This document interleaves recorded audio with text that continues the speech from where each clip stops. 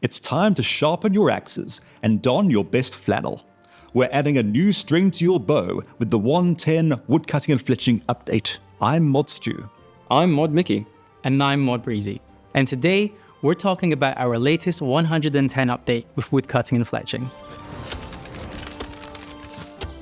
Some time ago, an Illiancan traveller brought precious seeds from Aya's big trees to Gielinor. She was able to hybridize them with Gielinor's fabled magic trees to create eternal magic trees. These trees are so powerful that they magically change the landscape, encouraging everything to grow alongside them. This mystical clearing is where you'll train woodcutting to 110, so you'll have plenty of time to soak in the magic.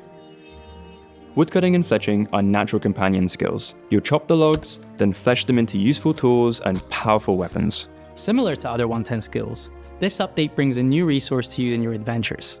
If you watched the Mining and Smithing Dev Diary, you'll remember that our goal over the next few years is to bump up more skills to level 110. These updates let us introduce fresh and exciting ways to use your skills beyond level 99. Woodcutting and fletching are no different, and you can expect 11 levels of new stuff to do. At level 100 woodcutting, you'll be able to chop eternal magic trees. And from level 100 fletching, you'll be able to start whittling these logs into powerful new shortbows and crossbows.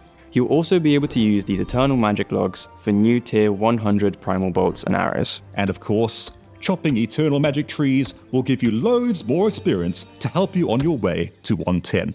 But that's not all, of course. This update also brings a fresh approach to training woodcutting and fletching from 100 to 110, as well as new rewards for you to unlock, craft, and use. Eternal magic trees and weaponry come with a few changes and additions to improve and spice up the skilling flow. While cutting eternal magic trees, you'll find that you no longer have a random chance to fell the tree. Instead, each tree has a timer until it's cut down, giving you a more consistent woodcutting experience. Alongside the timer, you'll spot a new call to action mechanic, like time sprites and opportunities. Every so often, while chopping, you'll see a flurry of leaves appear on another side of the tree.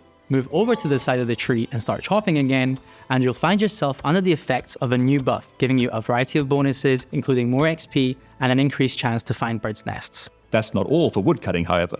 Eternal magic trees also come with a new critical strike mechanic, new tradable consumables, and a new enchanted bird's nest filled with juicy rewards. On the fletching side of things, we wanted to stray away from making you fletch countless weapons over and over again. This time round, the armies of Gielinor have enlisted your help in supplying them with war-ready weaponry. Using new fletching workbenches found around the game world, you'll create your base weapons and then refine them into more powerful variants in a similar fashion to smithing.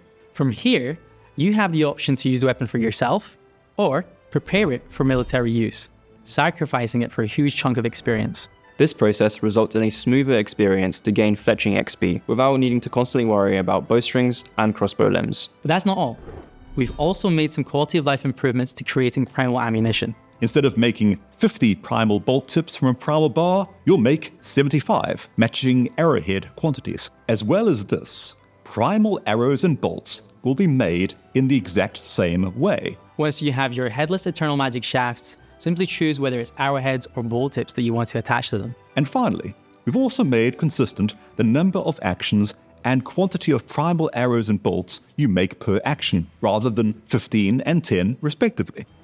First of all, once you reach level 100 fletching, you'll be able to create the new eternal magic shortbow. Then from level 103, you'll be able to fletch the new primal crossbow using your hard-earned eternal magic logs. All of these new weapons will of course require level 99 range to wield. You'll also use primal metal from the 110 Mining and Smithing update to craft crossbow limbs, arrowheads, and bolt tips, including a level 100 primal hatchet, ideal for chopping away at the eternal magic tree. At Fletching 110, you'll also be able to create the new tier 100 masterwork bow. Like the Pickaxe of Earth and Song, you'll also be able to combine the level 70 crystal hatchet and level 80 Mkando hatchet into a level 90 augmentable hatchet, the Hatchet of Earth and Song. So they don't actually like that name. Oh, no problem, we can change it. This requires While Guthic Sleeps, Birthright of the Dwarves, and Plague's End. With the help of your old friend Romarno and Kamdazal, you'll also be able to upgrade the Hatchet of Earth and Song into a new level 100 Hatchet of Life and Death in a complicated process similar to the Pickaxe of Life and Death. Yeah, so they don't like that name either. Okay, we'll change that one as well. That's not all though. As highly requested by the community, we've also filled the gaps in smithable hatchets. You'll be able to smith level 60 Orichalcum to level 90 Elder Rune hatchets, and withdraw them from a tool belt in a similar fashion to pickaxes. There are other uses for Eternal Magic Locks too. For example, you'll be able to burn them to train your firemaking skill, or build a handy wood box to store all your logs. While bringing woodcutting and fletching up to level 110, we've applied plenty of learnings from the mining and smithing 110 update earlier this year. We'd like to thank everyone who let us know what they did and didn't like about this update. Your feedback has helped Woodcutting and Fletching 110 grow into the update we think you'll really enjoy. And don't forget, the best place to tell us your thoughts is the official RuneScape Discord. There are loads of discussions going on about woodcutting, fletching, and all our other skill updates. So go on, check it out. We can't wait to hear what you think of this new skilling update. And we look forward to seeing you exploring the forests of Gielinor once more. Go on now, chop chop.